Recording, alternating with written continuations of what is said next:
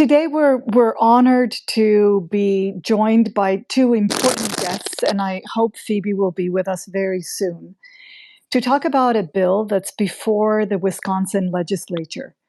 This is Wisconsin Senate Bill 401, or SB 401, and it concerns what's called gain of function research on potential pandemic pathogens. We'll talk more about this bill in just a bit. 2 days ago, Phoebe Petrovic, who, again, I hope she'll be able to rejoin, published an extensive piece about SB 401 in the nonprofit news outlet Wisconsin Watch. This piece is titled Wisconsin GOP Lawmakers, Biosafety Advocates Join Forces on Pathogen Bill. Before I introduce our two guests, I'd like to provide some historical context for our conversation and also highlight a concept from research ethics that I think is relevant to us tonight. In 1966, anesthesiologist and medical ethicist Henry Beecher published an article in the New England Journal of Medicine raising alarm bells about a widespread pattern of scientific experimentation wherein medical investigators risked the health or the life of their human subjects. Beecher's article opened with these words, and here I'm quoting: "Human experimentation since World War II has created some difficult problems with the increasing employment of patients as experimental subjects when it must be apparent that they would not have been available if they had been truly aware of the uses that would be made of them. Evidence is at hand that many of the patients in the examples to follow never had the risk satisfactorily explained to them, and it seems obvious that further hundreds have not known that they were the subjects of an experiment, although grave consequences have been suffered as a direct result of experiments described here. There is a belief prevalent in some sophisticated circles that attention to these matters would, quote, block progress, unquote. But according to Pope Pius X, quote, science is not the highest value to which all other orders of values should be subordinated, unquote. Beecher's examples of wrongdoing in medical research came not from marginal corners of the science establishment, but from prominent institutions like Harvard Medical School and the NIH, that's the National Institutes of Health. In his article, Beecher went on to speak about the risk of separation between, quote, the interests of science and the interests of the patient, unquote. He also asserted that, quote, the usual patient will never agree to jeopardize seriously his health or his life for the sake of science, unquote. And also he called for the institutionalization of an informed consent requirement. Beecher's call for informed consent was actually not new. It echoed a 1916 editorial, so that's 50 years earlier, in the Journal of the American Medical Association, which also advocated for informed consent. Quote, there is no more primitive and fundamental right which any individual possesses, said this editorial, than that of controlling the uses to which his own body is put. Mankind has struggled for centuries for the recognition of this right. Civilized society is based on the recognition of it. The lay public is perfectly clear about it, unquote. But the American Medical Association at the time, so this is 1916, rejected the recommendation, claiming that research misconduct was a problem of aberrant medical researchers and not of medical research itself. 50 years later, so in 1966, although Beecher's work catalyzed fundamental transformations in bioethics and patient rights, Beecher himself was subjected to all sorts of attacks. colleagues accused him of gross and irresponsible exaggeration, of oversimplifying and distorting the unethical medical experiments he reported on, and of risking the development of new ethical standards that would function as barriers to urgent medical research and would disrupt, quote, the trend of progress that all human beings want and that the vast majority are willing to contribute to, unquote. Reading this week's Wisconsin Watch article, I could not help but notice parallels in the University of Wisconsin-Madison's responses to Senate Bill 401. For example, that there are currently no studies at the university on potential pandemic pathogens as defined by federal regulations, which suggests that the bill is going after a threat that does not in fact really exist. And that if it passes, this bill will make it difficult for Wisconsin researchers to conduct research that is vital for fighting serious threats to human health. That it will, quote, create a chilling effect for research in Wisconsin. And that it will, quote, hamstring the growth of the biotech and biomedical sectors of Wisconsin's economy, unquote. I think that different versions of these concerns have been expressed for a while now by proponents of risky gain-of-function research independently of the Wisconsin bill. I hope that this brief history helps us appreciate the power of professional interests, sometimes at the expense of the public good, in debates about biomedical research ethics. I also hope that it sheds light on how the biomedical establishment can conceptualize the role of the public in biomedical research in ways that may differ from the public's own conceptualizations of its role, and perhaps more importantly, of its rights, in such research. And finally, I hope it highlights the importance of asking who gets to speak on behalf of whom, and who gets to define what is in the public interest when it comes to potentially risky biomedical experimentation. Drawing on Beecher's article and position, one might wonder if Wisconsin residents or residents in any other community really in the world would support gain-of-function research that can create new pandemic pathogens and that can trigger lab-generated pandemics if they had been truly aware of the risks involved in such research. And this brings me to the concept of research justice that I hope we can keep in mind in this conversation. This is a concept that was born in response to an officially sanctioned research culture that, among other things, tends to deprive the public of information about what research is done and how, tends to keep the public out of decisions about institutional research, even if such research may create public health risks, and tends to treat the public's experiences, knowledges, and views as merely anecdotal or biased. Research justice is one component of a broader social justice agenda that works to redress this imbalance by bringing front and center community perspectives on epistemic issues with direct implications for people's lives.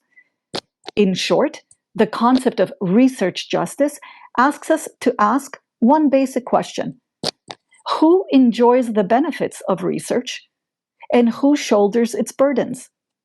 And is this distribution morally defensible? Arguably, both components of Wisconsin's Senate Bill 401, the transparency requirement that we'll talk about in a bit, and the prohibition of research that can create new potential pandemic pathogens that we'll also talk about in a bit, align with public right to know principles, as well as the public's right to protection from research-related harm, even if this research is not done directly on human subjects, and even if this harm occurs only accidentally. So I would like to start off our conversation with a few questions for Richard Ebright, who is a leading and longtime advocate for public participation, public voice, and public rights in the debate on risky gain-of-function research. Richard, first, Could you help summarize for us what the Wisconsin bill is about? And can you tell us what gain-of-function research on potential pandemic pathogens is? Yes, Yanna, thank you. The bill has two parts. The first part of the bill will establish public transparency for research on potential pandemic pathogens. These are pathogens that could cause a pandemic. Under current federal and state law, laboratories performing research on potential pandemic pathogens are not required to inform state or local governments about their existence, their location, or the pathogens they possess.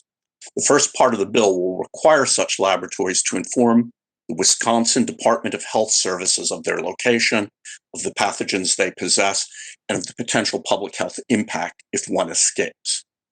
The second part of the bill is on gain-of-function research on potential pandemic pathogens.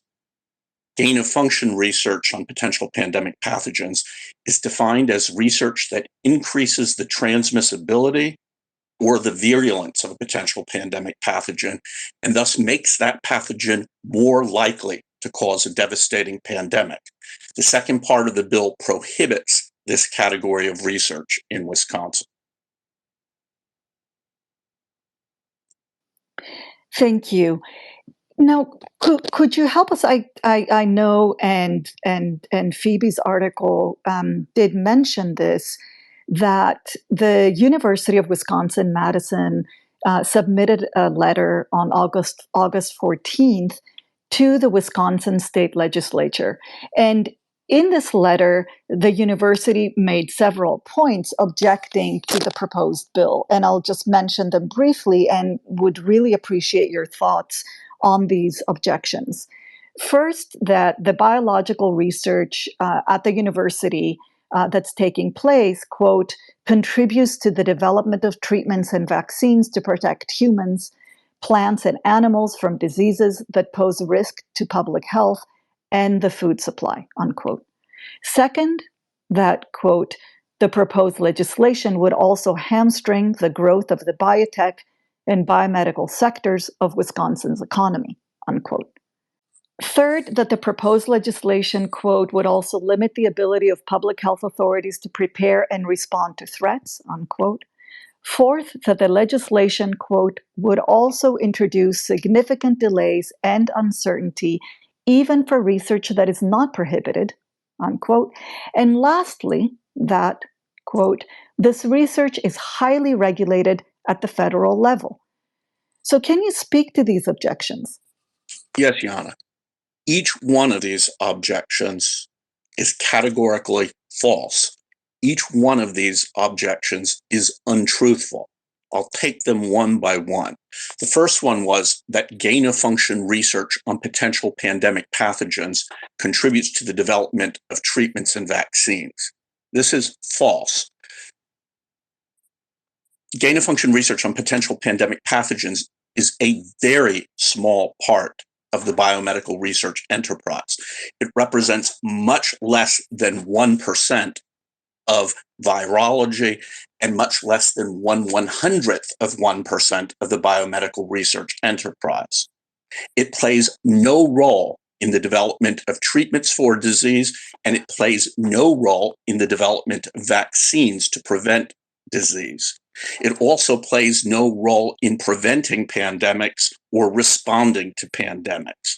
This is research that is performed solely to obtain fundamental information, and research that poses existential risks that far outweigh the value of information obtainable through the research. So, first point, that it contributes to development of treatments and vaccines, categorically false. The second point was that the proposed legislation would, quote, hamstring the growth of the biotech and biomedical sectors of Wisconsin's economy. Also, categorically false.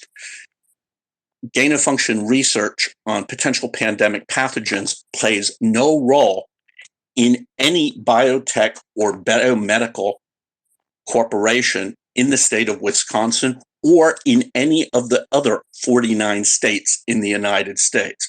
The research has no civilian practical applications and therefore has no role in biotechnology or biomedical sectors of the economy. Categorically false.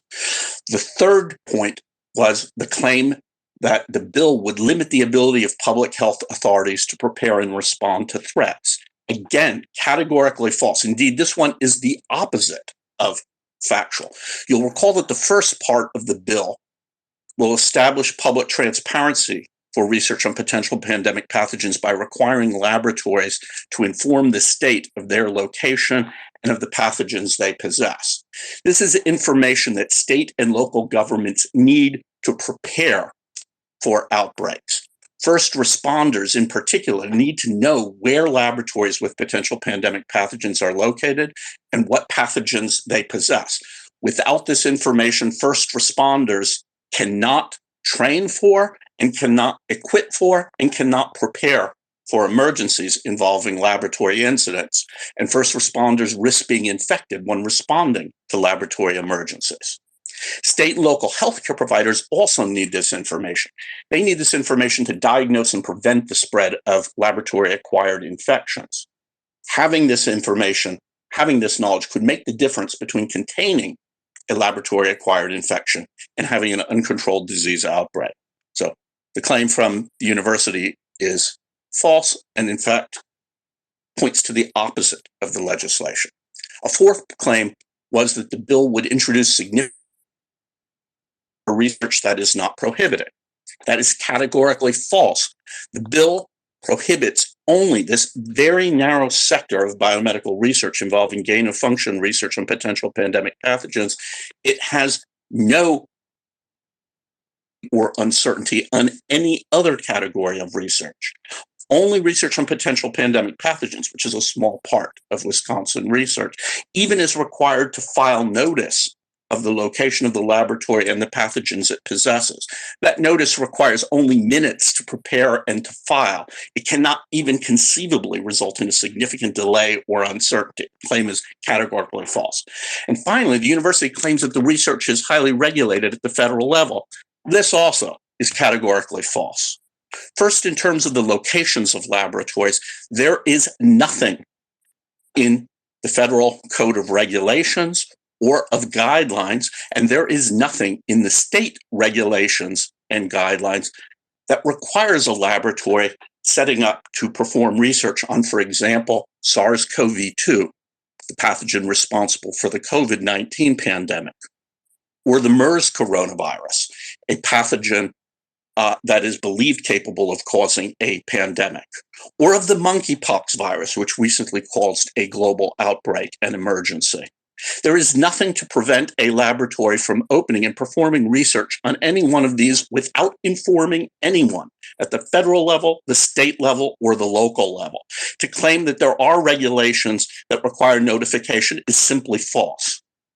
The situation is even more striking for gain-of-function research on potential pandemic pathogens. There are zero federal regulations with force of law on gain-of-function research with potential pandemic pathogens. There are guidelines without force of law, but those guidelines exist only on paper. They have not been operationalized since 2018. So over the past 5 years, they have not actually operated. So the claim that there is regulation at the federal level that requires notification and regulation at the federal level that covers gain-of-function research with enhanced potential pandemic pathogens is simply untruthful. It's categorically false. And the claim that that research is, quote, highly regulated at the federal level is offensive. This is a public university, University of Wisconsin at Madison, that through its press office has put forth a press release that misrepresents the content of the bill, misrepresents the impact of the bill, and contained 5 demonstrably false statements, 5 demonstrably untruthful, willfully and knowingly false statements. This is unacceptable. Thank you, Richard, for this analysis. I would like to move on to introduce our 2 guests. Phoebe Petrovic is an investigative reporter at Wisconsin Watch and the author of the Wisconsin Watch piece that I mentioned earlier about the Wisconsin bill, SB 401. The piece was just published on Tuesday, and I encourage everybody to read it. Phoebe is a 2022-2023 Law and Justice Journalism Project Fellow. In 2019 to 2022, she was a Report for America Corps member and reported, produced, and hosted Open and Shut, a podcast series co-published with Wisconsin Public Radio, examining the power of prosecutors. Her work has aired nationally on all of NPR's flagship news magazines, and she holds a bachelor's degree in American Studies from Yale University. Our second guest is Democratic State Senator from Wisconsin, Attorney Lena Taylor. Senator Taylor is a lifelong Milwaukee resident and has been elected to the Wisconsin State Senate since 2004. She is the 20th woman, 5th African American, and only the 2nd African American woman to serve in the Wisconsin State Senate. In past sessions, Senator Taylor served as the first African American to chair the powerful Senate Judiciary Committee, expanding the committee's work on criminal justice reforms. Senator Taylor also served as the co-chair of the powerful and influential Joint Committee on Finance, becoming the first African American woman to hold that position. I had the privilege to meet Senator Taylor several years ago through my friend and fellow activist in Milwaukee, Robert Miranda, who is working tirelessly to get the lead out of the city's tap water. To date, I have not met an elected official who is more respectful of their constituents, committed to environmental justice, and willing to drop everything in order to join and amplify community voices, concerns, and visions as Senator Taylor. Welcome both, and thank you for giving us your time today. Thank you so much for having me. Wonderful. Phoebe, I'd like to start, first of all, by congratulating you on your excellent piece. And I wanted to ask you a few questions. First, if you can share with us what prompted you to write this piece in the first place.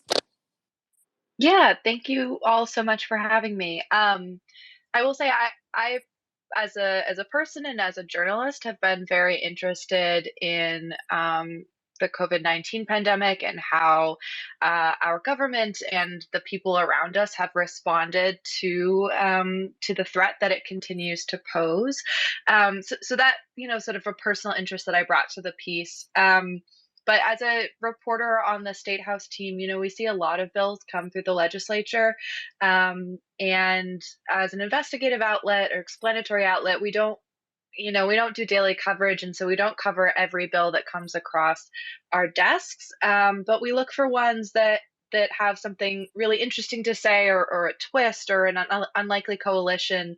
And in this case, this is a bill that came from some Republican lawmakers who had sort of spurned COVID-19 precautions, particularly around vaccine and mask mandates, who are now introducing a ban on certain research, certain risky research, but linking it in their press releases to COVID-19. And we saw that it had sort of an unlikely coalition of people on the left, scientists and community activists, environmental activists who were interested in the bill. So we were really interested in that sort of confluence of sort of unlikely allies, which prompted us to take a closer look. Right. Yes. Thank you.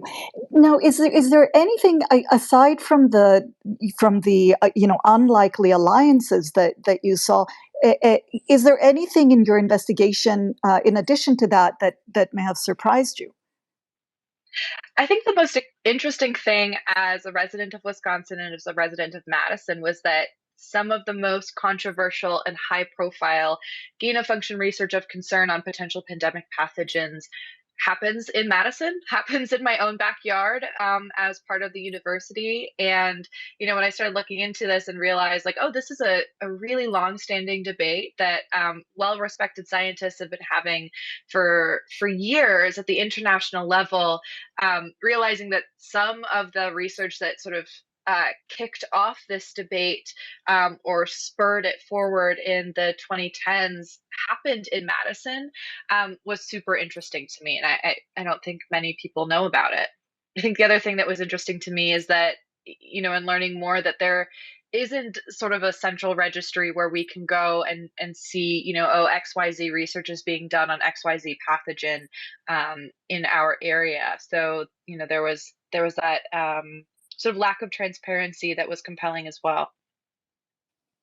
Right. So, related to this, I'm wondering if you have any insights into how we got to the point where raising concerns or ringing alarm bells about biomedical experiments that are taking place in our own backyards and that can trigger lab generated pandemics, how such concerns, we've reached the point where they can be dismissed as partisan or anti-science or misinformation, as you mentioned in your piece. Can you speak to that at all? Yeah, I mean, not so much for what my reporting should, but I think that there is I think that there has COVID has done a lot of damage to our public discourse. The way that we have responded to it, the way our government has responded to it, and individuals, there was sort of this fracturing initially of people who were in support of COVID-19 precautions like masking and vaccinations being pro-science, and anyone against that being anti-science. And then, of course, this bill seeks to ban a tiny subset of research, so one might be able to call that anti-science as well. Part of this also relates to questions about where COVID-19 originated from, whether that was something that escaped from a lab or appeared in nature, the former being branded as a conspiracy theory. Like, all of that is tied up together, which of course I'm like, okay, well, if you think that it was, escaped from a lab and is a dangerous bioweapon, then why aren't you wearing a mask? Is sort of where I fall down on that. But we're in a really fractured, polarized time, and I'm not the first person to say that. And so because COVID-19 and the origins of it have spurred this debate again or reignited it, lost in that is sort of that there was a time before COVID, and in that time before COVID, researchers were still taking this very seriously. So it's all just, the temperature of the discourse has been turned up a notch. Yeah, that's right. And I'm thinking about, you mentioned a couple times that this has been a long-standing debate, and researchers have been talking about it and taking it seriously for quite a while before the COVID-19 pandemic. And in fact, the one, federal national moratorium on this research came under the Obama administration. And yet in your piece, you talk about, and here I'll quote, how Democrats, including Governor Tony Evers, have not shown any interest in turning SB 401 into law. And I'm wondering if you have any insights into that. Yeah, I don't have a really satisfying answer for that.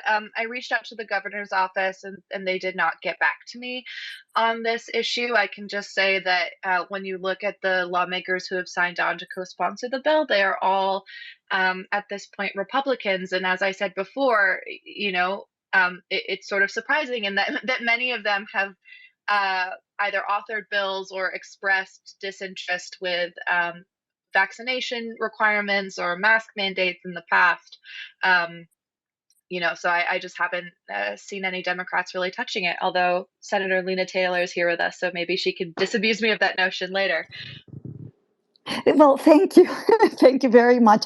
I will turn to Senator Taylor now. And Senator Taylor, I have two questions for you. The one is generally, I'm just curious about any thoughts or reactions you may have on what we've discussed so far. So just anything at all that may have come up for you. And the second question is the following. I'm curious about how an elected official like yourself navigates a controversial safety concern, like risky pathogen research or lead in tap water for that matter. And how one navigates a concern like that on the one hand has powerful institutions that tend to dismiss the concern as overblown or even anti-science, while on the other hand, you can have a growing number of members of the public view this concern as a fundamental injustice with profound racial and class dimensions. So I'm just curious about how an elected official, operates in a space that presents such a challenge. Well, I'll start by saying that what I try to do is keep the constituents, the people who sent me, the least among us who might not be engaged, their interests and their voice before me. That's the reason that I choose to serve. And it's not always popular, necessarily to think about the deaths, for example, within our DLC or the people who are affected by lead mandates that we did years ago and their communities are, not addressing those issues, or research that might be done and may help to prepare us for issues in the future that still have to have limits and transparency. And so there may not always be popular, but surely are things that we have to think about, especially when I think of the research that made one researcher here very famous. Um, and whether or not we actually received a vaccine or it assisted in some way from making the bird flu originally would not come to humans, but because of his research, it was able. I don't know if notice should be such an issue. If so, first responders can. I think some of the things that Richard stated were spot on. I am only the second African American woman in the history of the state. I think of the research that has happened uh, in the place that people of color, African Americans in particular, and the relationship that they have had with medicine and with research. And because of that, it surely makes me pause to look at and better understand and to make sure that we are thinking about it, especially in a state where we lead in disparities and health disparities at that, for people of color, African Americans in particular. So individuals just being dismissive is not sufficient. It does require us to look closely and to make sure that we are not just giving free rein without notice, transparency, and making sure that um, uh, ethical lines are somewhere.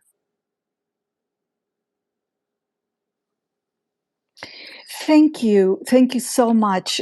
I'd like to bring in Klare Allen to the conversation. Klare, the Phoebe's piece in Wisconsin Watch states that as a result of grassroots community activism that you have led, Boston has, quote, implemented strict local biosafety regulations. And then it says that you support Wisconsin's bill because, quote, what happens in Wisconsin is going to come here too. And I'm wondering if you could tell us briefly what the strict regulations are in Boston and how developments in Wisconsin might affect your efforts for biosafety where you are. Hi, can you hear me? Yes. Oh, hi, Senator. How you doing? I'm good. Thank you for coming. And I like what you said. about the communities of color and trying to get residents more involved, and we should be involved. Um, we have a regulation first. Um, I'm a community organizer in Roxbury, Mass. Um, I've been working on this now since 2003 or 2, till now. And we were told about this lab. Someone gave us a call in my office around 7:30 and said that you need to come to this meeting. And so I said, "What's the meeting about?" And he was like, "It's science. You need to just come, you and your residents." So I said, "Okay." So I called up some of my safety net members and we went to this meeting. So the room, it was in BU. The room was huge, about 100 scientists in the room. And so we're listening to them. We're not understanding a damn thing they're saying. And then they're going on, they're going on. So then all of a sudden we hear the plague, Roxbury. Then we hear Ebola, Roxbury. Then we heard hemorrhagic fever, Roxbury. So we kind of looked at each other like, are they planning to put that stuff in our community? And so then we stood up and asked, are you planning to research this stuff in our community? And they were quite happy about it. Oh, yes, we are. And we're going to do this and we're going to do that. And so we were like, well, are you going to tell the residents? Are you going to tell our elected officials? And then they kind of said, well, I tell you what, if you can get some residents that can comprehend what we're saying, then we'll come and talk to them. So the whole thing totally changed from that point on, because you're not going to bring the diseases in and then tell us that we're ignorant and stupid to our face and we can't understand what you're saying. So we've been working with the Boston Public Health Commission and all these entities that we're supposed to oversee. And we were able to get a regulation that would prevent BU from doing gain of function research. And so that is in our regulation, and we're very happy that that exists.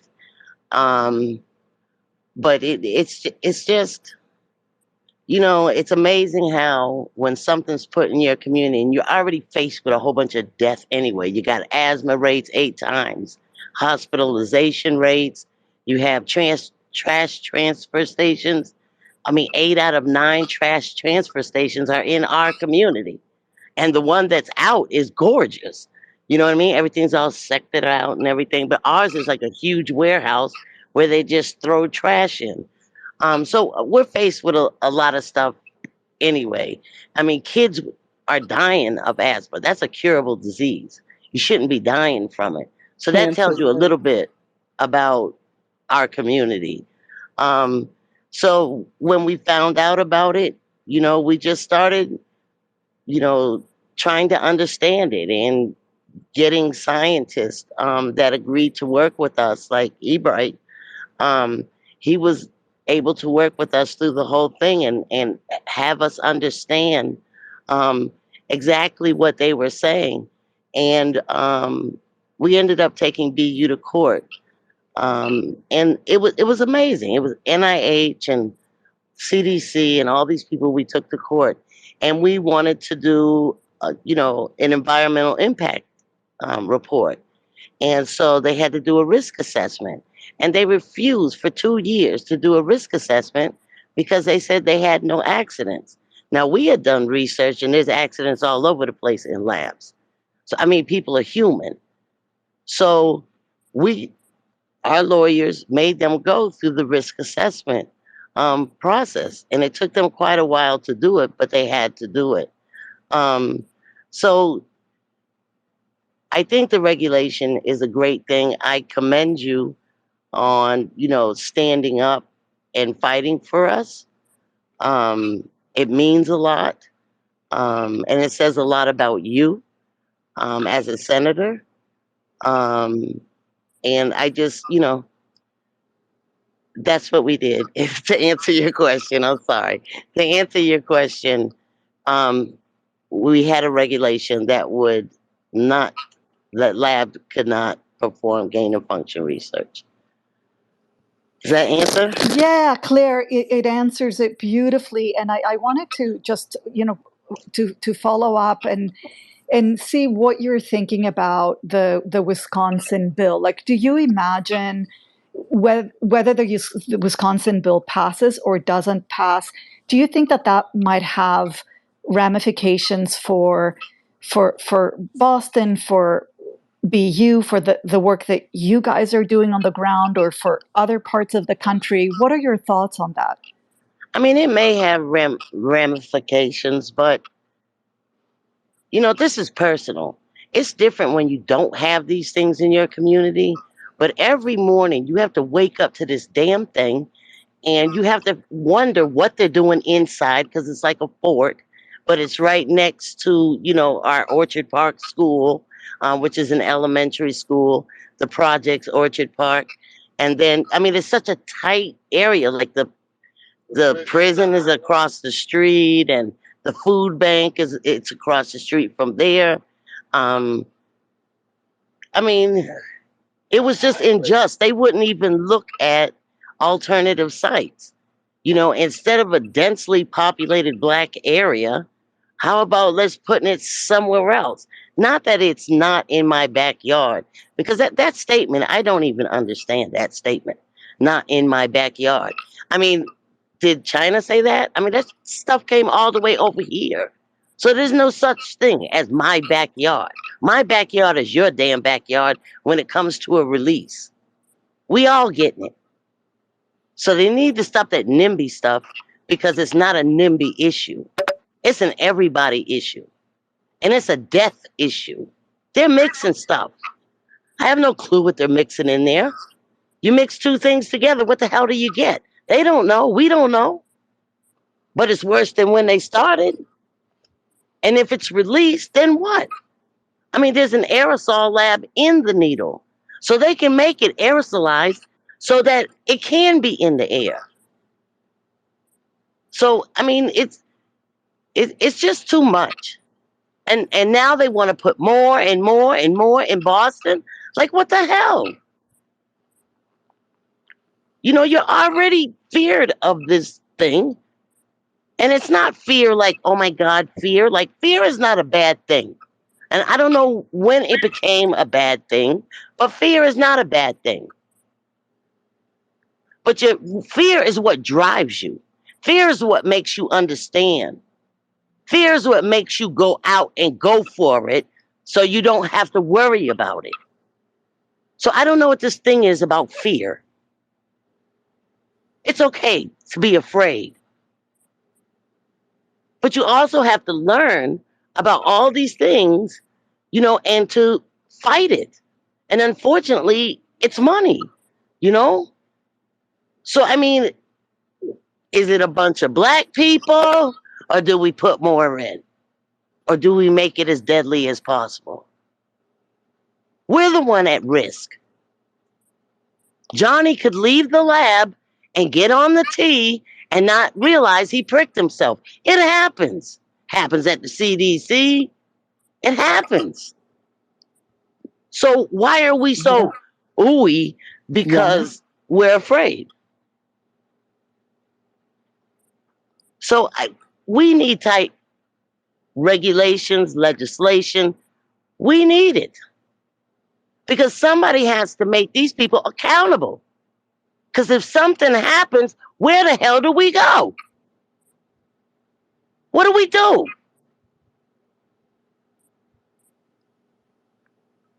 When do we find out? When do they tell us? The Boston Public Health Commission is supposed to be an overseer. The mayor oversees that. The needle earlier this year mixed two damn things together.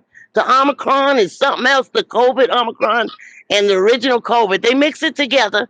Now there's the third new virus. What the hell? Who's overseeing them? Where's the enforcement? Where's the moratorium to say, hold up, wait a minute now? Yanna? Where's all that at? But there's none. There's a structure on paper. But forget paper. These are real live people. These are our children. These are our next door neighbors. Look how many people died during COVID. My God, we have a lab. We don't hear nothing around that lab or anybody around that lab. The people who were close to it, where they at? I ain't heard from them. Yeah, Claire, I really appreciate what you're sharing with us, and I think that in talking about, just how disempowered communities are in connection to this issue, I'm thinking about Phoebe's comments earlier. In Phoebe, you talking about how it was, I believe, through your investigation that you became more familiar with the research that is happening in your own town. And I think this is Claire, some of what you're talking about, that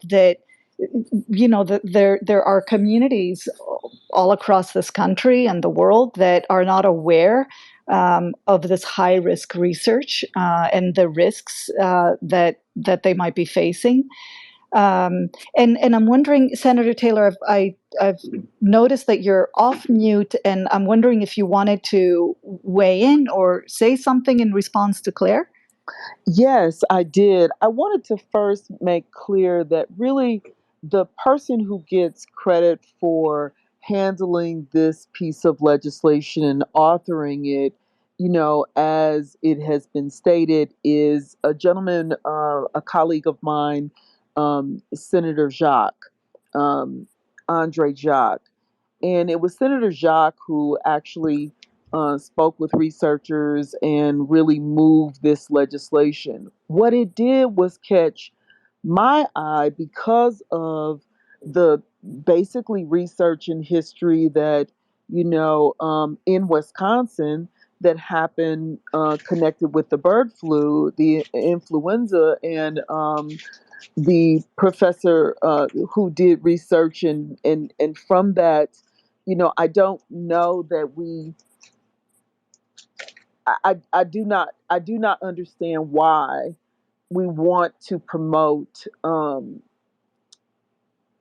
if it did not help us with vaccines, if it did not move us in that direction, something that could potentially be harmful. I am wanting to understand more where the university is.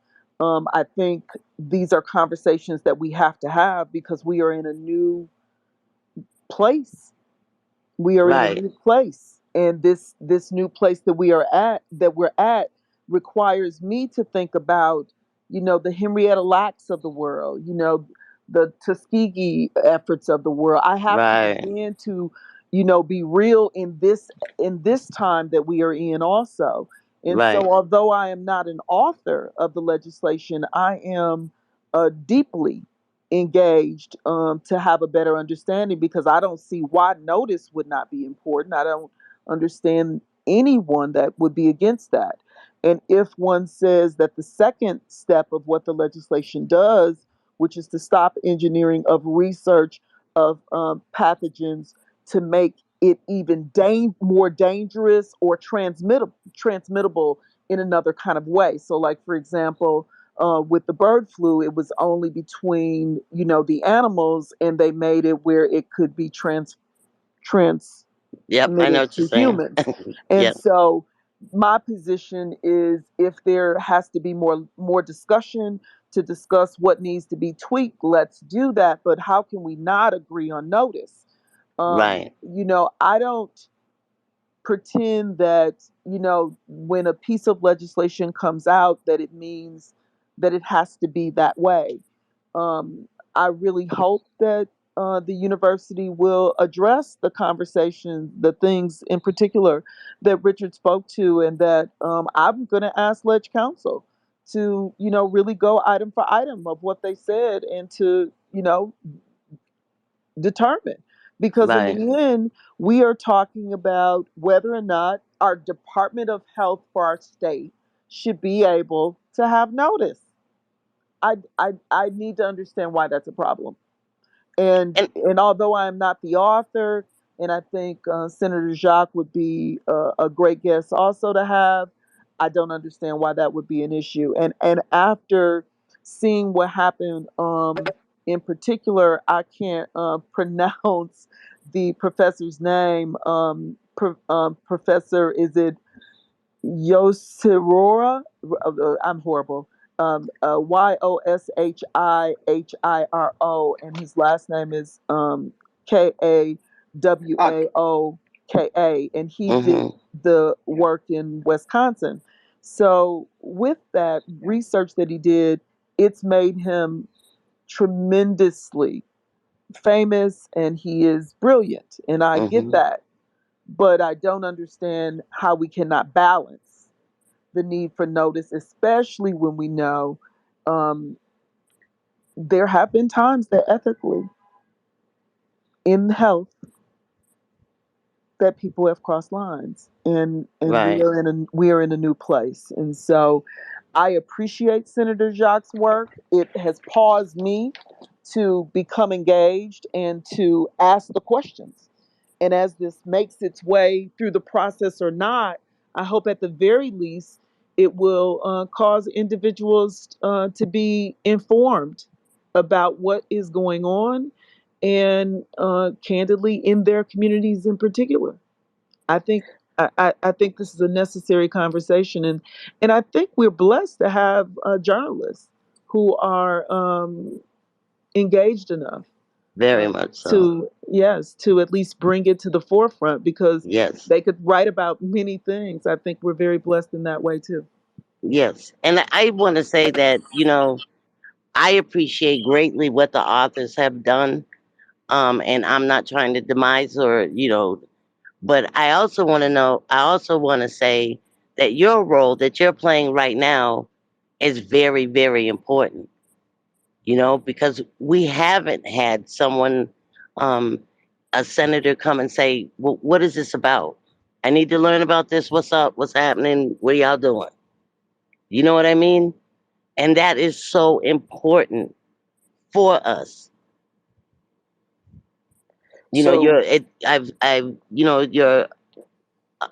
You, you're a fighter, you know, and it seems like you're just a powerful woman.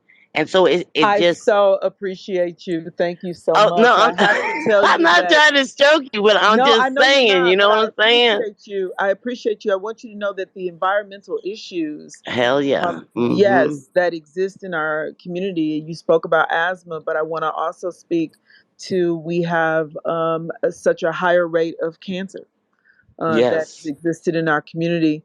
There's also, we've come to find out, multiple sites with TCE, which is the effects of TCE are becoming something that our communities are knowing. Residents are being moved from their homes because of the presence of TCE. So there are some environmental justice issues that Yes. make you pause in our state, in our communities, and you brought up, Yanna, the lead in the water that has existed. We had lead mines. Slavery was not something that Wisconsin really did accept for those who had individuals working in their lead mines. And then lead was used in our plumbing systems, and it was mandated until it was then, later not mandated, and then later it was prohibited. We have lead laterals that are taking our water into our homes, and we are learning scientifically the effect of that lead and its correlation to crime and those issues and Yes. special ed. And so we have Right. a high rate of that. So there are many issues that make you Yes. pause to think about the effects on individuals. So I pause and look at the legislation that Senator Jacques and others have put forth. And although I have not agreed with them on some of the other things, I think it was stated uh, unlikely coalitions. Mm-hmm. It is true. Their positions, some positions on some issues connected to COVID, I did not agree. But I do believe that research justice is important. I do believe notice and information um, should not be questioned. And I'm willing to, have more conversation to help me understand the second point of what the bill does and what potentially, might be tweaked or might not. I would just say I hope for a hearing to have a real conversation because I do believe that we have to reconcile between the UW Madison's letter and Richard's statements. Mm-hmm. So I'd like to just ask Richard right now. Thank you very much, Senator and Klare, for that conversation. I really enjoyed listening to it. I found it very informative. I think Richard might be able to speak to one of the Senator's questions about, which is a very good question. Why would any researcher in their right mind want to make a potential pandemic pathogen more dangerous to humans? So why would that ever be the goal of anyone's research? So Richard, can you speak to that? Yes, very briefly. Again, the goal would not be for development of a means of preventing pandemics or responding to pandemics, most definitely not developing a vaccine or a therapeutic agent. The work does not have civilian practical applications, but in some cases, in some specialized cases, one can obtain the answer to a scientific question more rapidly using gain of function techniques than using alternative techniques. I cannot think of a single example where that would be the only way to answer a particular scientific question, but in some cases, it is the fastest and most direct way to answer a question to obtain new fundamental information. For research scientists, our incentive structure is focused very heavily on what is technically easy, technically feasible, fundable, and publishable. This work tends to be easy. It does not require new hypotheses. It does not require sophisticated instrumentation or equipment. It does not require advanced, highly unusual methods. So it's easy to perform and it's fast. Almost any result, positive or negative, is publishable. And if the result is transgressive, that is to say, if it enhances the risk or danger of a pathogen, particularly if it creates a new potential pandemic pathogen with much higher levels of risk, that very transgressiveness makes it newsworthy and therefore makes it more easily publishable and more prominently publishable. It also is very fundable, particularly under previous management, recent management of the National Institutes of Health, which has specifically prioritized this category of research for its transgressiveness. So to a research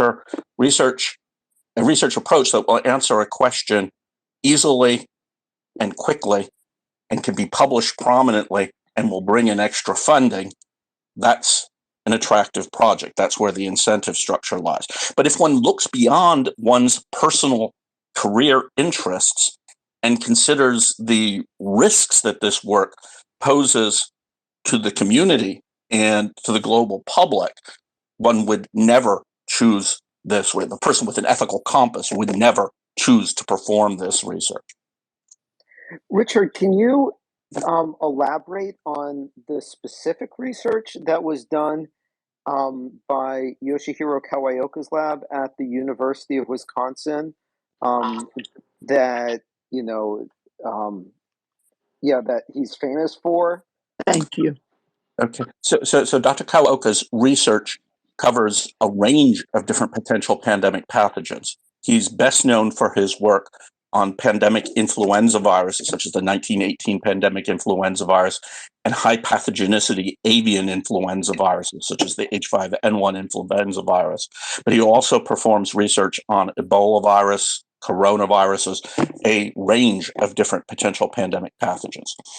The research that's perhaps most directly relevant to this discussion is research that was performed in his laboratory in 2011 and 2012, and simultaneously in a laboratory in the Netherlands in 2011 and 2012. And that research started with avian influenza virus H5N1, which is a virus that is poorly transmissible among mammals and only very rarely infects humans. But when it infects humans, there is a high reported case fatality rate, a case fatality rate as high as 60%. So it's a highly lethal virus, but one that rarely transmits among mammals, rarely infects humans.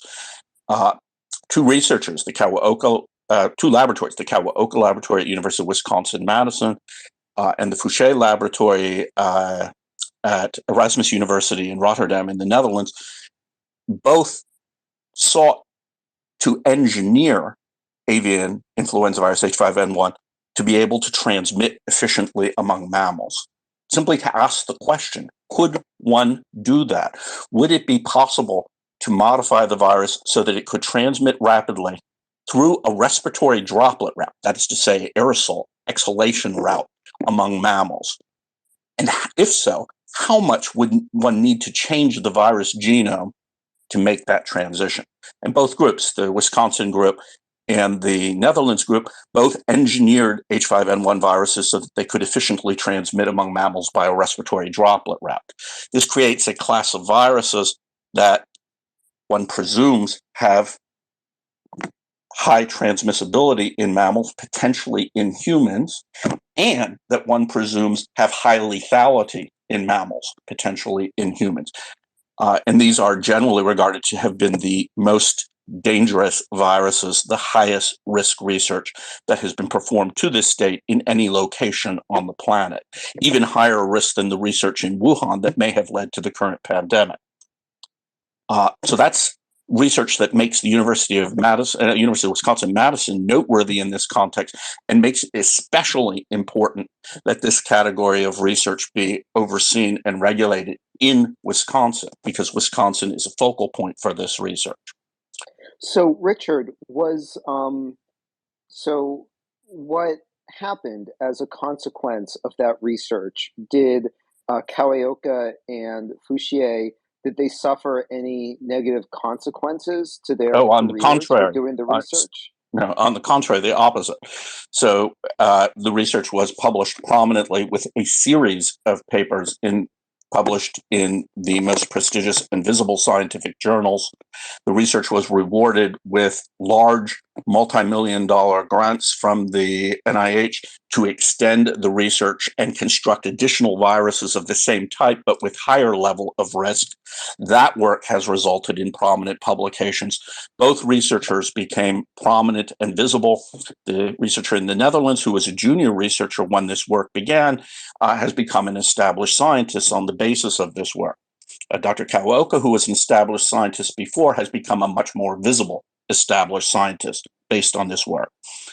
So again, as I mentioned before, the incentive structure for researchers, which focuses on ease of research, publishability of research, and fundability of research, provides powerful incentives for advancing one career through this research and paying less attention to the interests of the global public, right, about the risks posed by the research. I think one thing I should also point out is that the Kawaoka Laboratory also has a track record of laboratory incidents that I think is directly relevant to this question and makes the legislation in Wisconsin particularly important. So in 2007, the Kawaoka Laboratory was rebuked by the National Institutes of Health, by the NIH, for research activities with the Ebola virus. It was performing at that time research that involved full-length genomic nucleic acids. That's all of the nucleic acids, all of the genetic information of the Ebola virus, in a form that had not been rendered inert and unable to produce infectious virus. That research at the time and to this date is specified as research that must be performed with the highest level of biosafety containment, so-called Biosafety Level 4. But the Kawaoka Lab at Wisconsin-Madison, was performing that research at Biosafety Level 3, a much lower level of containment, and had requested permission from the University of Wisconsin-Madison to perform it at Biosafety Level 2, a very low level of containment comparable to a U.S. dentist's office. Fortunately, the university passed on the request to NIH, which immediately rebuked the university and Dr. Kawaoka for performing this research at biosafety level 3, much less even contemplating performing it at biosafety level 2. Then 6 years later, in 2013, the Kawaoka lab had two separate incidents, two separate accidents with an engineered enhanced avian H5N1 influenza virus. One involved a spill, one involved a needle stick. And in both cases, there was not a quarantining of the exposed personnel that met the standards that had been specified by the Kawaoka lab to the federal government. And then in 2019, another incident occurred with an engineered avian influenza H5N1 virus at University of Wisconsin-Madison in the Kawaoka lab. And in this case, it involved the exact virus I described before, that remarkable virus that is able to transmit efficiently among mammals through respiratory aerosol droplets, and that has been deemed by many, both scientists and policymakers, to be the highest risk pathogen developed to date by humans or encountered by humans.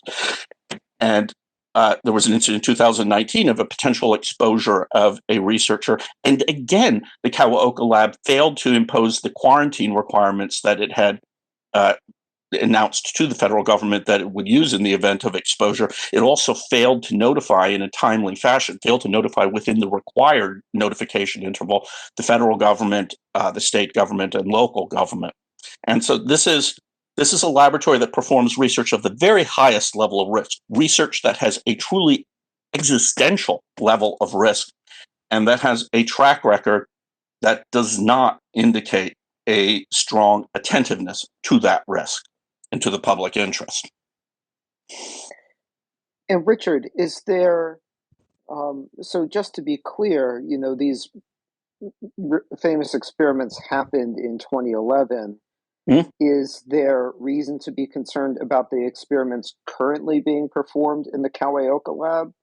Well, they continue research on those same viruses, but also attempting analogous research with a range of potential pandemic pathogens. So it's not just that one set of enhanced potential pandemic pathogens that have been engineered in that laboratory and that have been continued to be engineered in that laboratory without federal oversight since 2018.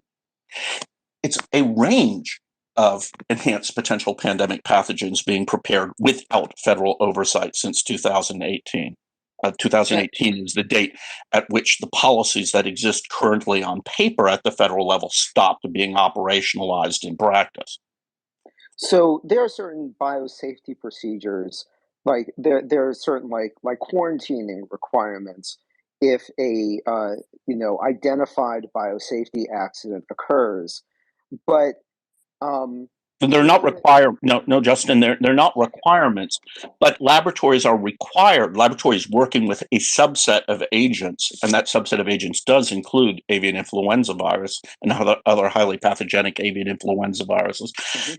There's a requirement to have a biosafety plan, and if it is a publicly funded, federally funded laboratory, to share the biosafety plan with the federal government. So the content of the biosafety plan is left to the discretion of the institution and individual, but there must be one. And so the Kawaoka lab and the University of Wisconsin-Madison have crafted a biosafety plan that specifies how quarantining will be done, where quarantining will be done, and for how long quarantining will be done in the event of an incident. And that biosafety plan was shared with the federal government. But in 2013, and then again in 2019, the plan was simply ignored. So, but I guess the thing I'm getting at is if, a researcher, accidentally gets infected with a virus that they're working with, are they necessarily going to realize that at the time that something happened that could infect them, or is it possible for them to get infected without realizing that there was an accident? Historically, most laboratory-acquired infections have been untraceable to the origin. That is to say, if one looks at laboratory-acquired infections where it's absolutely clear the infection involved the laboratory strain, the infection occurred in the laboratory, In the majority of those cases, one cannot trace the infection to a specific incident. It occurred without the investigator realizing that something went wrong, without the investigator realizing the investigator was potentially exposed. So yes, most laboratory-acquired infections occur without any knowledge of anyone in the lab. And a person leaves the lab while infected and carries that infectious agent into the community where potentially it can transmit. So just, based on this history, is it possible that researchers in the Kawaoka lab working with this highly dangerous genetically engineered avian influenza virus might become infected and not know it, and therefore not undergo the quarantining procedures, but, live their normal lives for a while? Oh, absolutely. That's exactly what I just said. The most frequent laboratory-acquired infections are not traceable to a specific incident. They occur without knowledge of the investigator. So, and would it be likely that, if a person comes down with initial symptoms and goes to the hospital, that a doctor would immediately recognize this as um, engineered avian influenza and they need to quarantine? Only if the researcher brings that information to the attention of medical personnel. Otherwise, it would not be recognized. Is it possible for other researchers, not in the Kawaoka lab, but perhaps in the building or perhaps custodial staff in the building to potentially get infected with this virus and not know that this virus was something that they might be infected with? Absolutely. So laboratory-acquired infections sometimes involve researchers, but very frequently involve non-research staff. That means maintenance staff, custodial staff, administrative staff. It even can involve visitors to a laboratory. The last person that we know of on the planet to have died from smallpox was a person who acquired a infection in a laboratory as a visitor, not a researcher working in the lab, not a person with contact, but simply entering the lab with an unrecognized exposure. And currently, if a doctor becomes suspicious about some infection, is there any like state website they can go to see, well, what potentially dangerous pathogens are being worked on in the local neighborhood? No, that's something that would come into effect with this bill that we're discussing, but that is not something that currently exists in any state in the United States.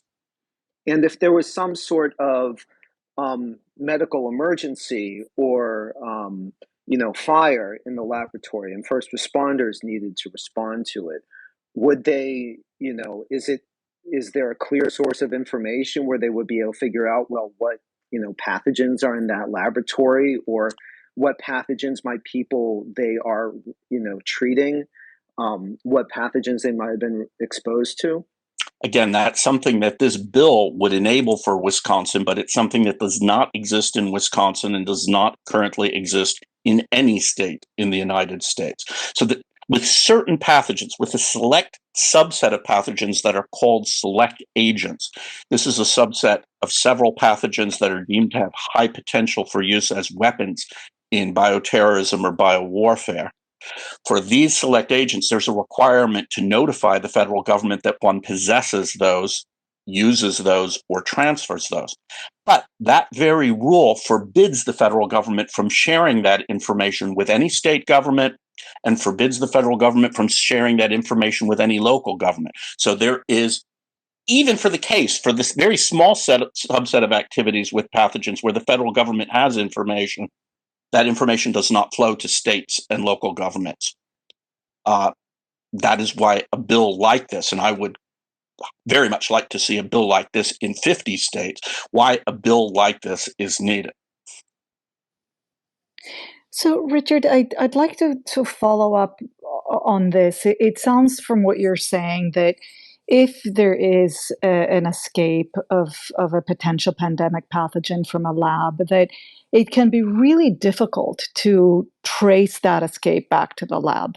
And if that's the case, I'm wondering if then what we're facing is a very powerful virus hunting and virus experimenting industry, if you will, that is difficult to hold accountable Absolutely. if accidents do occur. Absolutely. But again, it's not an industry. This is not being done by the biotechnology industry. It's not being done by vaccine developers. It's not being done by drug makers. There is no civilian practical application for gain-of-function research with enhanced potential pandemic pathogens. It is not an industry. It is a small group of academic researchers who are pursuing the incentive structure for academic research, producing information that will be consumed by and shared with only other academic researchers, but have powerful incentives in terms of career advancement, publication, and funding for those researchers. So it's an academic subculture, and one that, as you just mentioned, Yanna, is one that cannot be held accountable because tracing back an incident to its cause, as we've seen, for example, with COVID-19, is extremely difficult. There normally is not a documentable path to the cause. Senator Taylor, did you want to weigh in? I just immediately thought of the budgets that exist for universities and the incentive that, that type of structure creates, and public safety and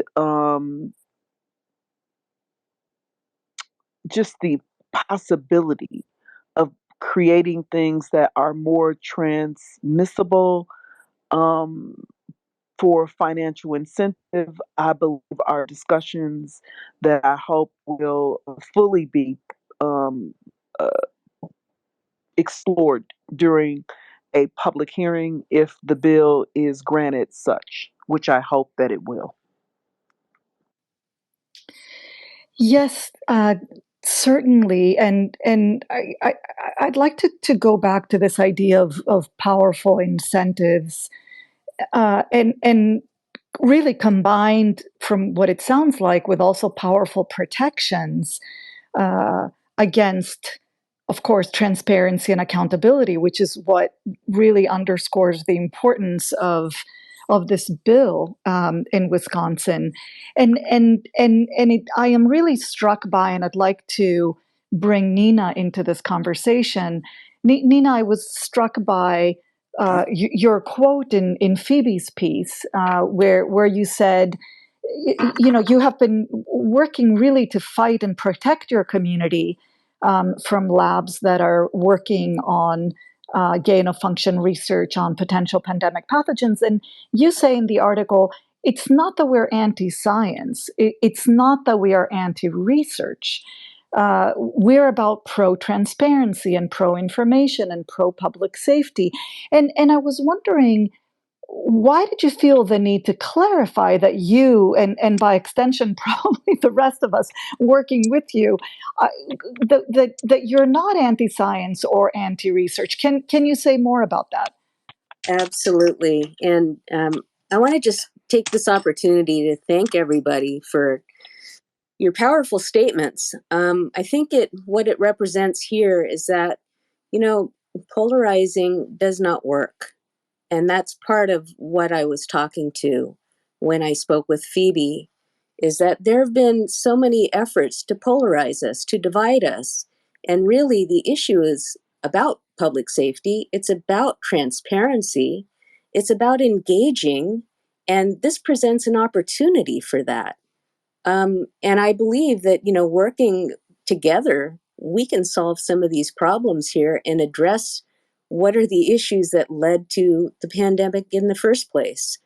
So that's kind of really what I was trying to summarize in that brief statement. We had a long, lengthy interview and discussed a lot of things. And I appreciate that everybody is, coming forward to kind of present their viewpoints here. I'm not alone either. My husband is part of this team, and he's part of one half of Team Goody that we call ourselves, because we're working individually in our own communities to, first of all, engage our decision makers who are really in the dark about this. They really didn't know biosafety. And as we had to learn about it first, we turned to the scientists at Biosafety Now, and we partnered with them to learn about it and to start educating our own council members. So this is an opportunity for engagement, an opportunity for education, and an opportunity to work together to solve the real issues here. Thank you, Nina. I'd like to stick to this point and the point you made about the divisions, that artificial divisions that are being created, and also the labeling of concerned members of the public as anti-science and anti-research. And I was wondering if either Justin, Richard, other scientists on this call might be able to weigh in on this. I'm wondering about what might be going on inside the scientific community, and if there is space for scientists to express concern about gain-of-function research on potential pandemic pathogens, or if it is risky for scientists to do this. And if there's a risk in scientists working with concerned members of the public on these issues, what is happening on the inside of the scientific community, and is debate open, and are different points of view welcome right now around this issue? So, Yanna, I can speak to that. So I think it's really weird. I have to say, as a scientist, it's been a really weird experience to see kind of the realities of what social pressure can do. I think, the vast majority of scientists view themselves as trying to work for the public good.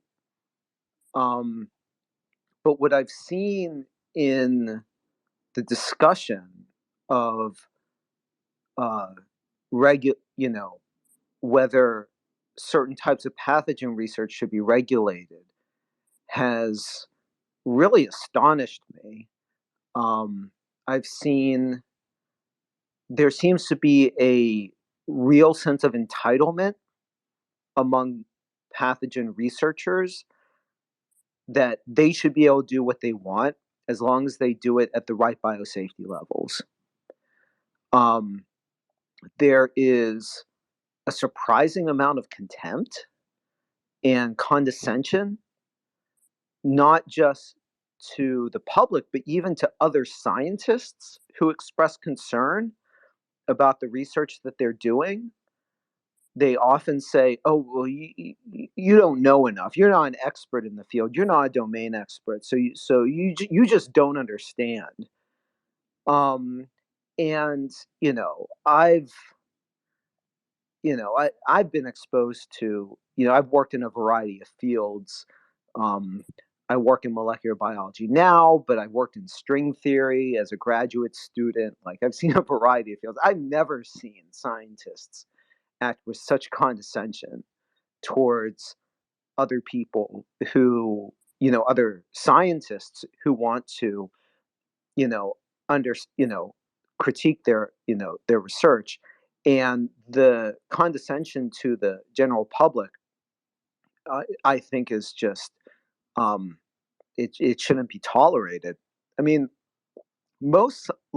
virtually all science is funded by the public in one way or another. The standard way that biomedical research is funded is through taxpayer dollars, and we are ultimately accountable to the public in the research that we do, and in particular, to make sure that the research we do benefits the public and it doesn't put them at risk. And what I've seen is there's just a real culture of scientists believing, well, they should be able to do whatever they want to do and just not have to consider those issues. The other thing I've seen with pathogen researchers is they seem to, now they do take, they do have a lot of sophisticated biosafety precautions, and they take a lot of pride in these. But at the same time, I think it causes hubris that they turn a blind eye to the problems that remain unaddressed. And one problem that remains unaddressed is no one has any idea how often lab leaks that spill into the general population happen. They just don't know. So, right, these are rare events, but when they happen, they can have horrendous consequences. And I think a lot of scientists just prefer not to think about that problem because, it just raises a lot of difficult questions. And then there's been a tendency among scientists, unfortunately, I think, to just act like, representatives of any industry. They don't want regulation. It's that simple. They want to be able to do, it's working for them, especially the scientists who are pulling in a lot of grant money. The current system is working for them, and they don't want more regulation to mess that up. So I don't know if that clarifies anything, but, I have to say, as a scientist myself, I've been very, I've become very concerned. And then there's also a real kind of pressure in the scientific community not to talk about these issues. I feel that pressure, but, and so I've been kind of amazed at how few scientists are speaking out. But the pressure is real. And a lot of scientists think that the gain of function research on potential pandemic pathogens in particular is unjustifiable and should not be done. A lot of prominent scientists believe that, but there's a lot of social pressure for them not to speak up. Thank you, Justin. And David Barry, you wanted to weigh in on this? I think so. I hadn't picked a specific thing to say, but I know that in general I've been part of these. It's definitely a weird climate. For the actual experience of it, the weirdness partly comes from the issue of gain of function research, of course, is tangentially related to the ongoing issue that we still don't know how COVID started, and it could have been gain of function research. Maybe not, maybe, we don't know. But so there's a lot of, about both of these and the area of overlap, the discourse on social media with scientists. I have never seen scientists publicly behave like this before. I've seen it, a bit, but just a lot of very caustic, very disingenuous sometimes. Let's see,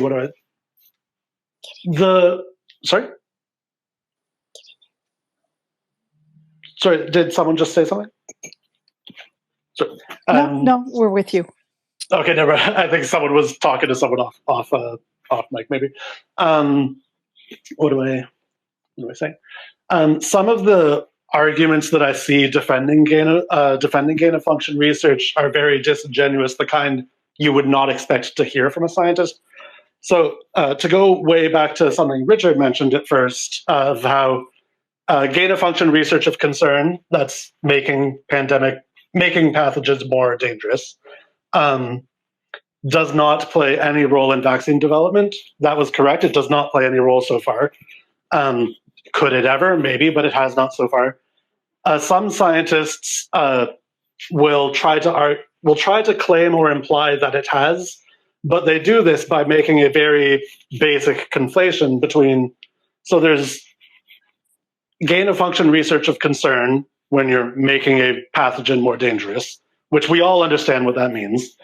But you can also use the phrase gain of function much more broadly to refer to giving any function to anything, even if you're just making some cells glow for a fun classroom experiment. That's a function that it gained. And so everyone knows that this is not what these bills are about. But sometimes they try to use these overly broad definitions to say, look, gain-of-function research has contributed to vaccines.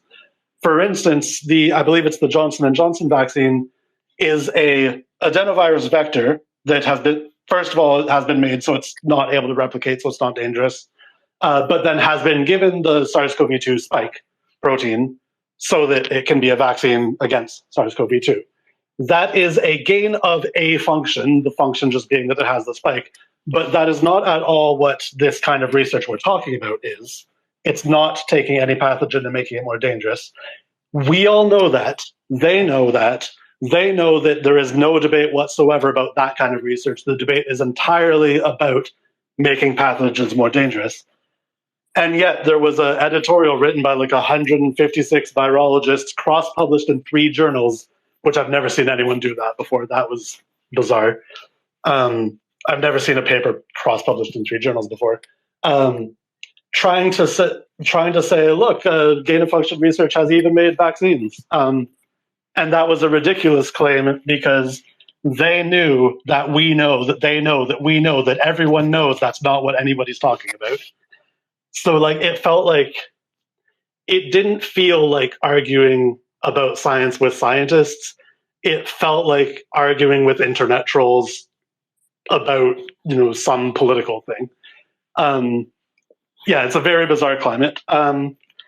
At present, I don't feel super much at risk because it's like arguing against disingenuous arguments, or like maybe a paper that you've written has a harder time getting published because the editors are on the side of the, pro gain function partisans or something like that. But at this point, it's at least so. For the area of overlap with COVID origins discourse, it was, I think, very hard during like the first year, like 2020, 2021. Now that's better. It's not beyond the pale to take either side in the debate at this point, I think. It used to be really bad. For the gain-of-function debate on its own, separate from the COVID thing, or leaving that aside, I suspect that it's also I suspect that it's harder to get published if the editors are against you, than that there will be like very serious repercussions. But I'm sure there are incentives, like it might be harder to get grants or something if the people in charge of the grants take the side that you don't like or something like that. I don't know about that because I'm not applying to grants yet. I'm just a graduate student. But yeah, so it's a very weird climate. I don't feel a huge amount of risk, but a couple of years ago I would have about the aspect with the COVID thing. And even now, even without risk, it still sometimes feels less like talking about science with scientists and more like arguing with internet trolls. Yeah, I guess that's what I had to say. So, Dave, I actually want to. We actually haven't talked about COVID origins yet. So, yeah, I did want to. I don't want to go down the rabbit hole too much here, but like I think it is worth mentioning. This is really the elephant in the room, and I just want to be clear that there is substantial scientific evidence that COVID-19 might have been generated by gain-of-function research on potential pandemic pathogens. Now, I think reasonable people can disagree about whether that's more likely, that lab leak hypothesis is more likely or less likely than the natural spillover hypothesis, but it is abundantly clear if you look into the really fine details of the science, that the science being done at the Wuhan Institute of Virology, including with funding from the NIH, could have generated SARS-CoV-2, the virus that causes COVID-19, and that research could have led to the COVID-19 pandemic. So I don't want to litigate this issue here, but I do want to make it clear that this is a definite possibility. And I also want to make it clear that literally nothing has changed in the regulations in response to this. And that's something I find shocking, that, the US intelligence community, right? Different intelligence agencies disagree with what's more or less likely.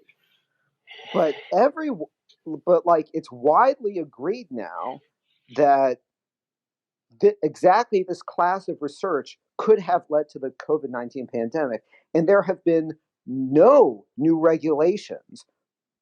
Not only have there been no new laws governing this kind of research, there's been no new rules at the NIH governing this research.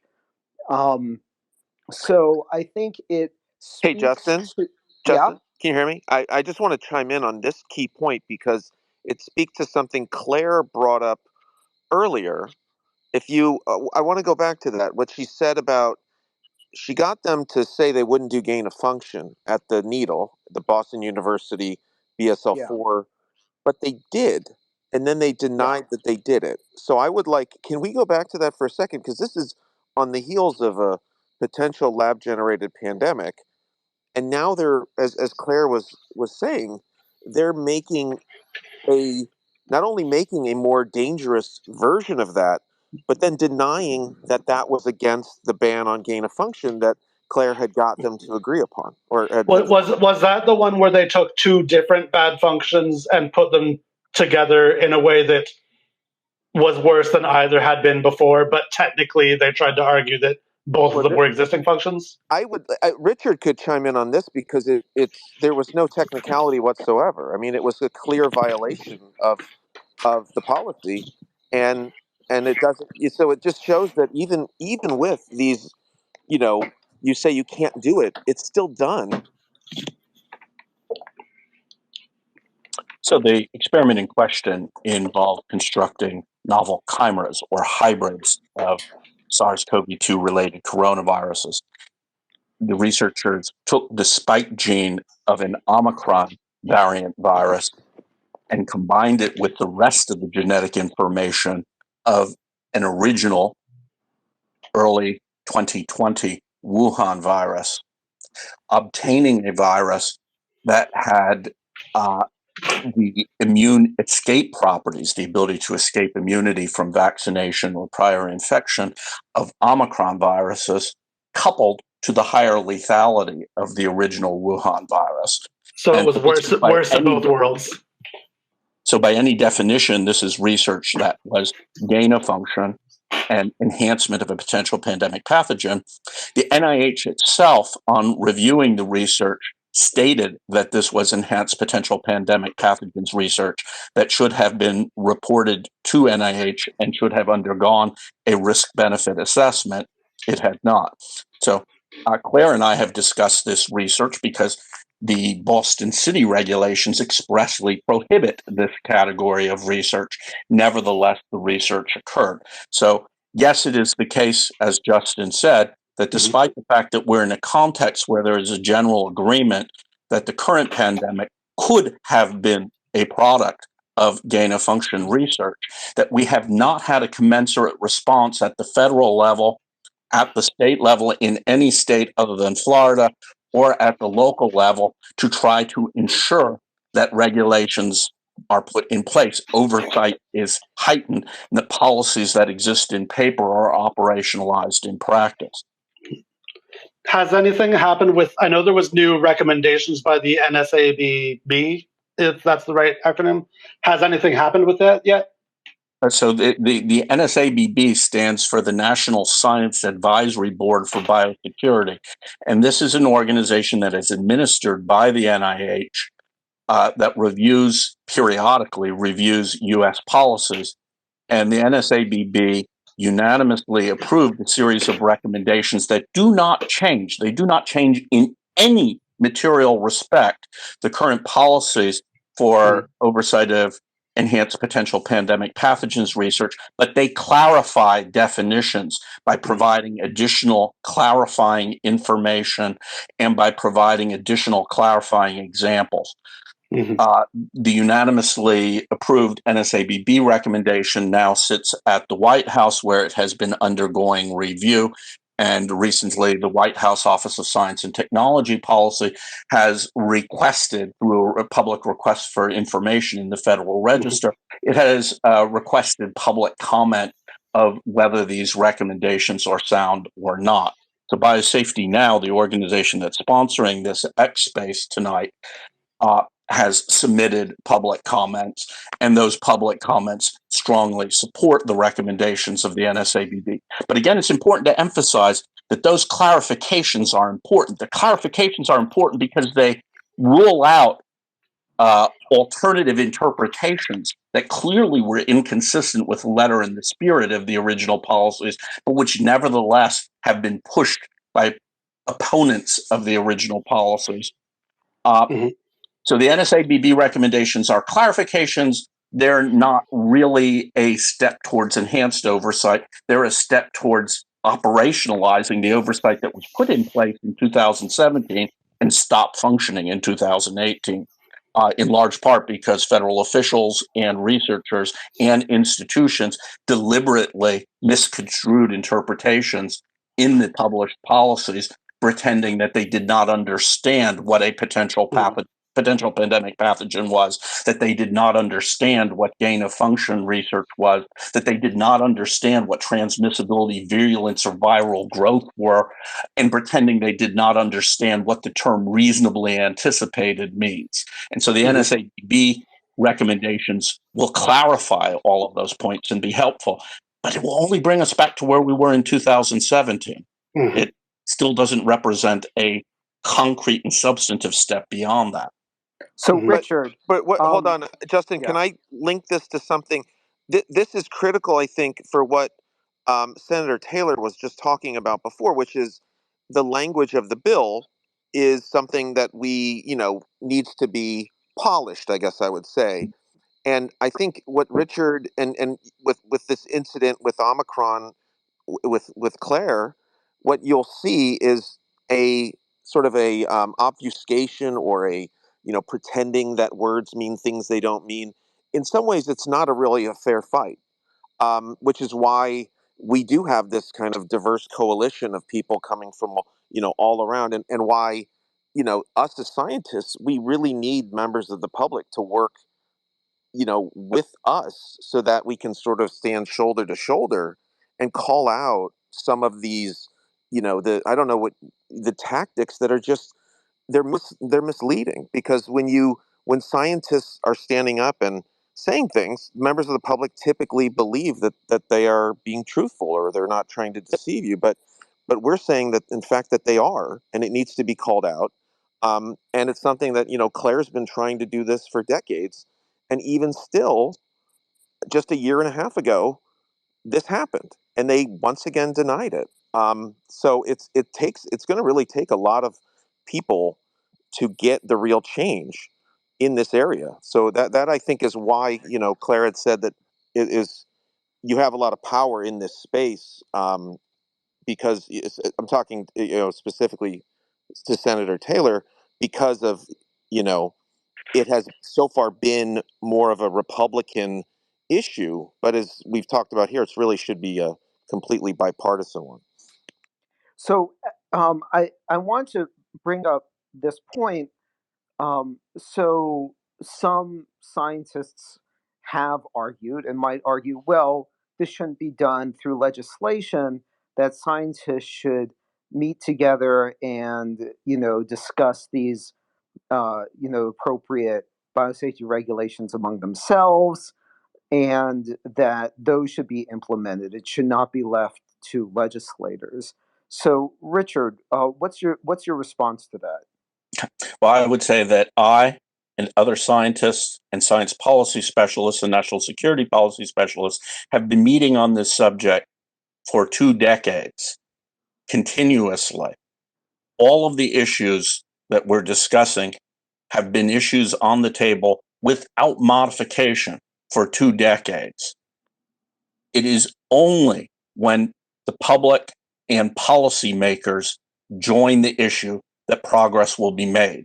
Scientists, particularly those scientists who are following the career incentives I mentioned previously of easy research, easy publishability, easy fundability, scientists will not accept self-regulation.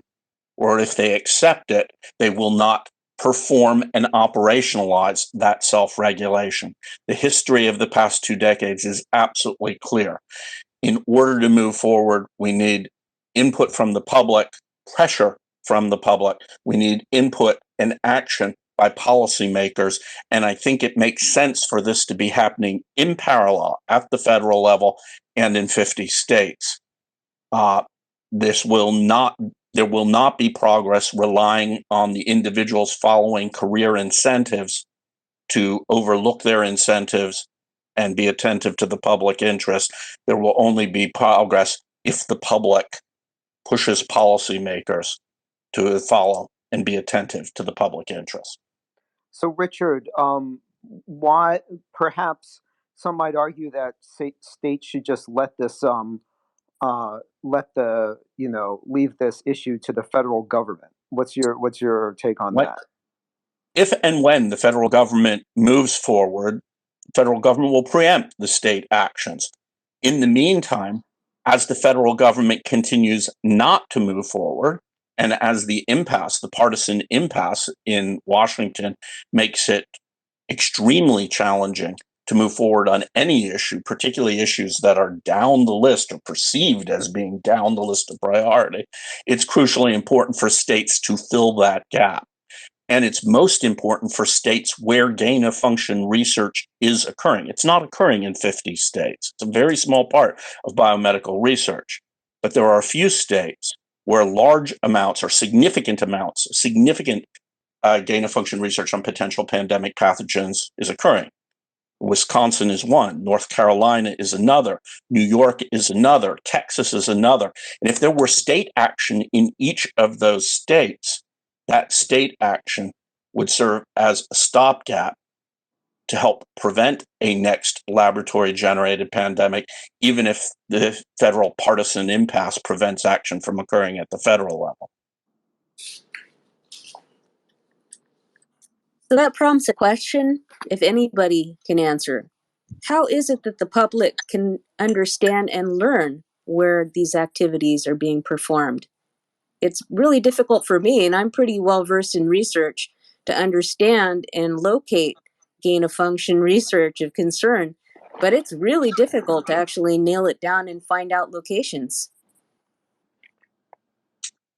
Short of following the scientific literature and reading the papers and assessing the papers as they occur, the only ways forward are ways like that in the Wisconsin bill. That is to say, requirements for laboratories to register their location and their pathogens. Without that, the information is largely unavailable, and certainly unavailable to the general public. And COVID origin fraud tenure secured. Would you like to weigh in? Right. Well, actually, I have a follow-up from Richard just said to Senator, Senator Taylor, is that as far as we know, President Obama banned gain-of-function research in 2014, and he was a Democrat, or he still is a Democrat. Why are Democrats so resistant to reforming gain-of-function research? Certainly, Democrats can reinstate Obama ban and have an assessment with input from the public and the scientists at the same time. Then move forward, in making decisions with regard to gain-of-function research. Why are Democrats so resistant in the past 3 years on this topic and on the COVID origin issue? This just boggles my mind. And I'm glad you are on this space, since you are in the Senate in Wisconsin, and maybe can offer the Democratic side of view as why nothing was moving and nothing's been done on this issue.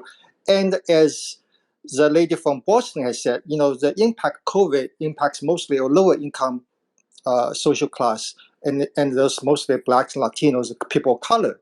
So if Democrats care so much about equality, then this should be the top priority issue for Democrats. Again, this I don't get it from both politics point of view and from scientific point of view. It just doesn't make sense why Democrats are not making waves on this issue. Thank you.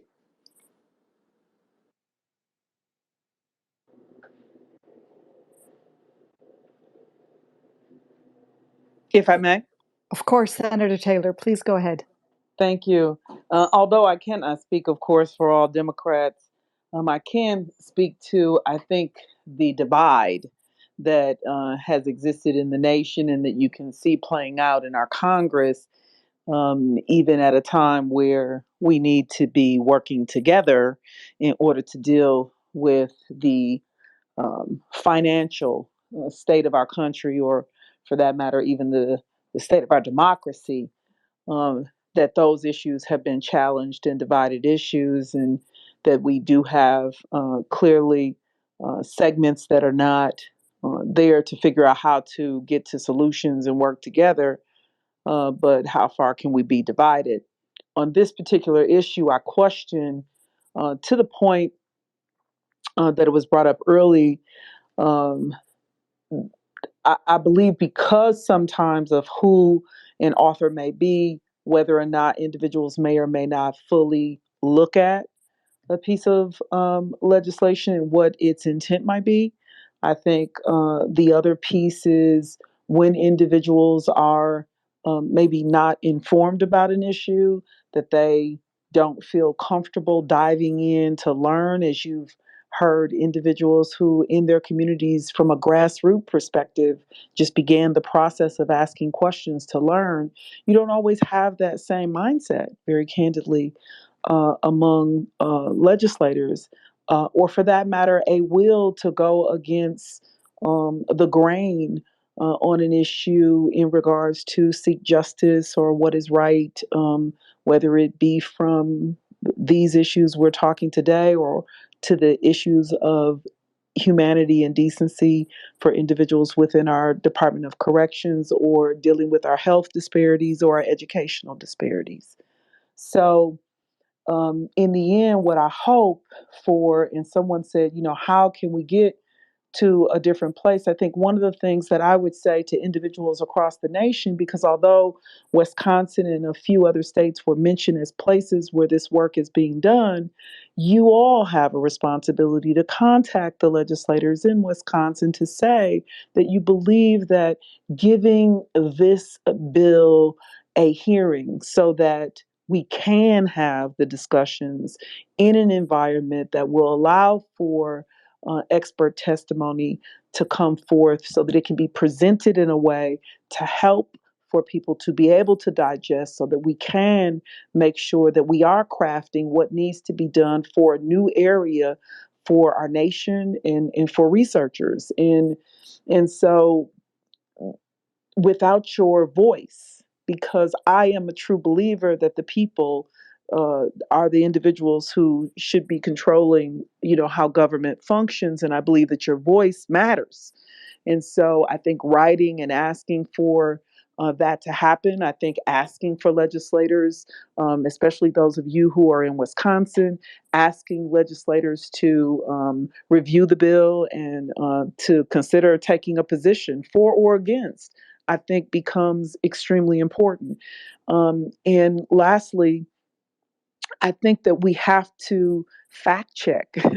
There are always journalists that have fact checked legislators. I think that we have to fact check the issues that have been presented, and I think that these are important steps. And I think when we do that, it's going to make for a better piece of legislation. It's going to make more clearly the direction that we should go.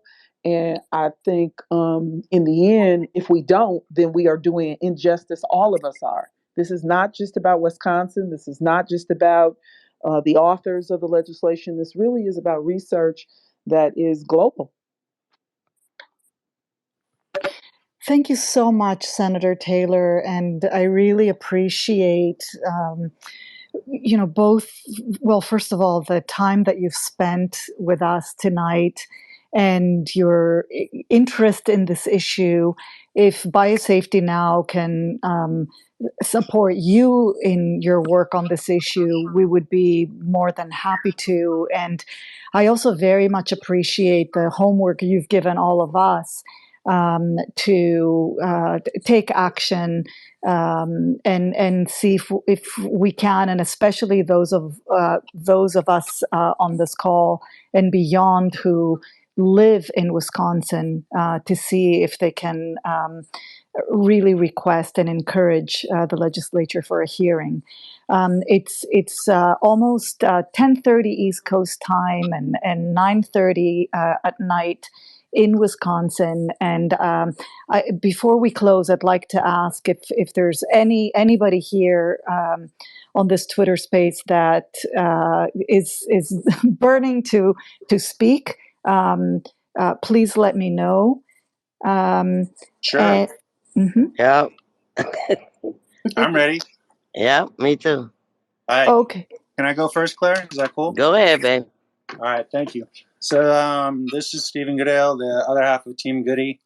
I think what people listening need to understand is that the industry in general that deals with biotech, life science, any of that kind of stuff, it's very, very black box and very, very opaque. And they've had decades of keeping stuff under wraps.